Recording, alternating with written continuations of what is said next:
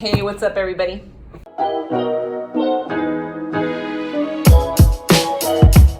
Welcome back. Please excuse the added mess that I have behind me. I've been in this suite for about 2 months and I'm just now finally painting and getting a couple things situated. Mess aside, today we're going to be focusing on those treacherous nail breaks. Now, I know no matter how careful we are with our nails and how we shape our nails, sometimes the nail breaks still happen. But no worries, because there is a way to easily be able to patch up a nail break, and a really strong way too, so that way you can continue wearing your manicure, continue wearing your nail length, and not have to worry about cutting one or cutting all of them down. So today I'm going to show you my process, how I do it. It's very simple. You don't need anything other than really a paper towel and some really good nail glue. That's probably the only thing I'd recommend, is making sure that you find yourself a really good nail bond, because that definitely makes a big difference. So let's get into how we're going to patch this nail break up.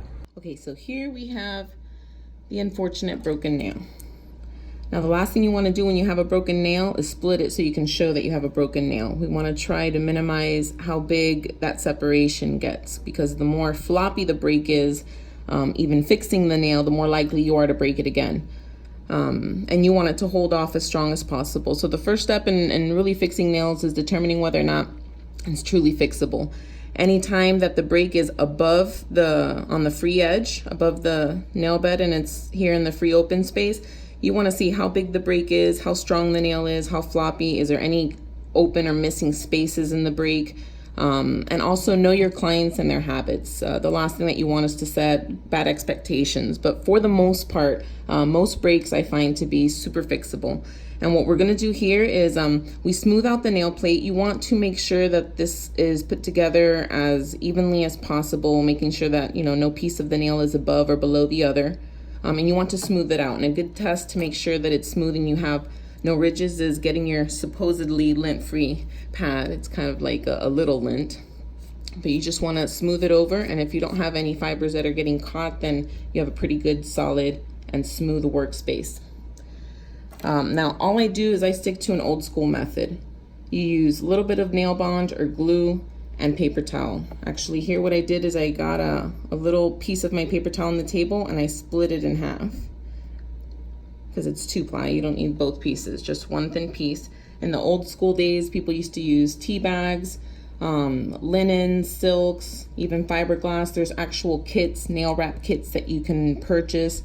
I've actually tried the nail wrap kits. They're really awesome. However, it's an extra expense that's really not necessary. And I find when doing it with gel polish, the surface on the nail wraps becomes too thick and it's very easy to just peel the gel off. So now that we have a buff surface, I'm going to use just a basic nail glue. I actually was very impressed with how good this nail bond is. I got it only because it was my only option. I thought it wasn't going to be good. Turns out to be one of the best ones that I've used. So don't let the looks deceive you. Now what I'm going to do is I'm going to glue this piece of paper to that break. I want to get it as close to the edge as possible and make sure that I smooth it out as much as possible. I'm gonna do this all at once. I don't like gluing the break first and then putting this, because it's no longer part of the patch. It's kind of just something we glue on top of the break, as opposed to it drying and sealing with the break.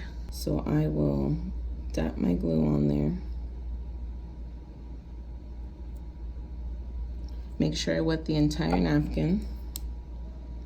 And I don't mind just using my nails. But you want to drag this paper towel out right to the edge. Make sure it's super important that you get that edge there.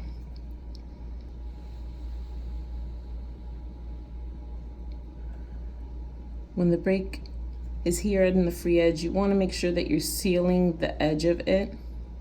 You'll be able to file off and smooth away any excess.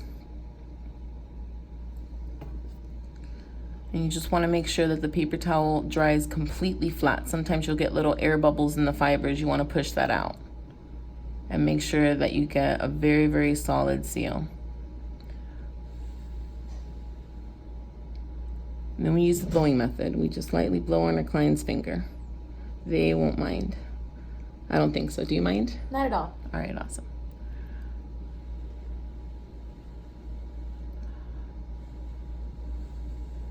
Now we just wait for it to dry.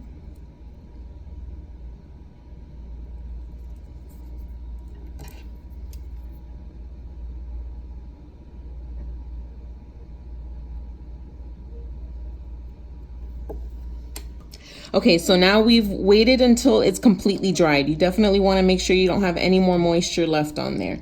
And now what we need to do is just smooth it out. So I'm going to first use my buffer. I always try to smooth it out with just my buffer. If I have to pull out something a little bit more aggressive and use the 180 grit on my file, I will. But I'll always do buffer first. I start from around the edges and make sure that I concentrate on the parts that I really want to smooth out. That way I don't thin anything out more than I need to. And all you want to do is smooth out the edges. If you do tips, you know exactly what this is. You want to smooth that out so it looks like it's part of the nail. And if you've made sure to push down your paper towel fully, you won't have any air pockets when it dries. It's very noticeable when it dries, so you totally want to make sure that you're smoothing that out.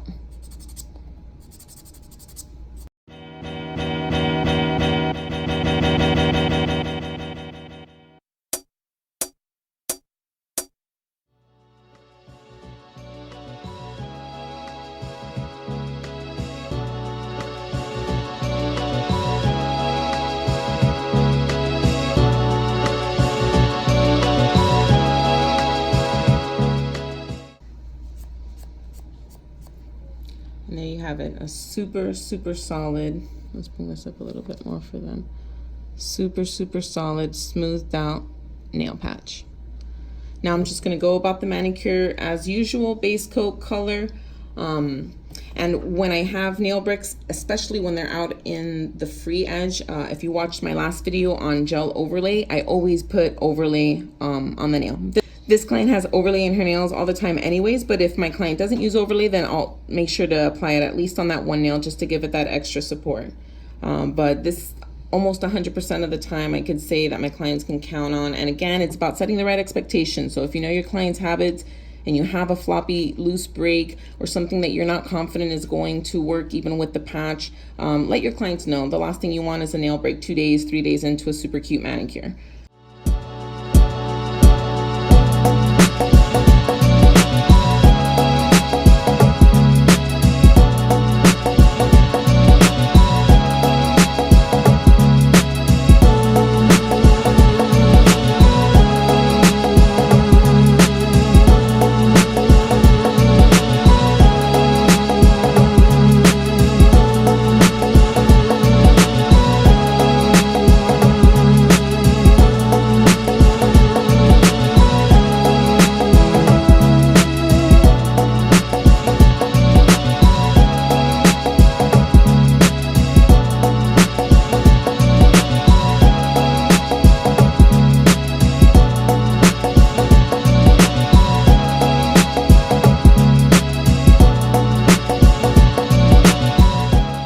What's another good tip to keep in mind is when you're already dealing with a nail break and like this client, we're always doing art, I make sure to be, you know, on the smarter side and keep that a solid nail color. Don't do any crazy art on it, because if it breaks, you're gonna wanna replace the nail, you know, and do it the same way. So keep that one as a simple color for those that like to get a little artsy on their manicures.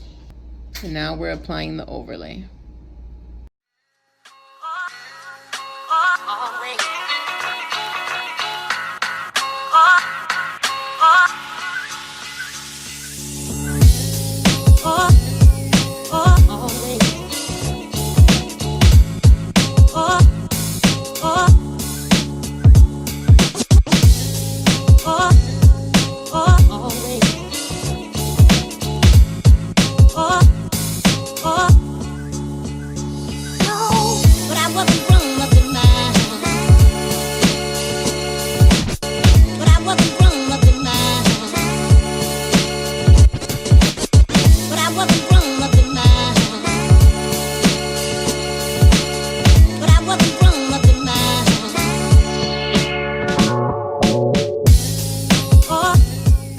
So there we have it, everyone. Very easy way to patch up nail breaks. This is the method I've been using for a really long time. It's been very successful for not just myself, but for my clients as well. And if they're following all the tips that I give them on how to take care of their nails, not bumping them into things, if their shaping is really on point, you're really gonna minimize the chances of those nail breaks actually happen. Might take a little practice handling and maneuvering with the glue that you use and not getting it stuck all over your fingers, but keep it simple, keep it clean, take your time, and practice makes perfect. Definitely try it out, and like always, I'd love to hear any comments or feedback, or if anyone has any questions regarding the process, please comment below. If you follow me on Instagram, send me a DM. I'll be more than happy to respond back as quickly as possible. And as always, everyone, make sure that you're liking, subscribing if you haven't already. Hit that bell so you can get the notifications. We have so much more content coming up. So that is it for today, everyone. I need to get back to work, and I'll catch you guys on Thursday with the next video.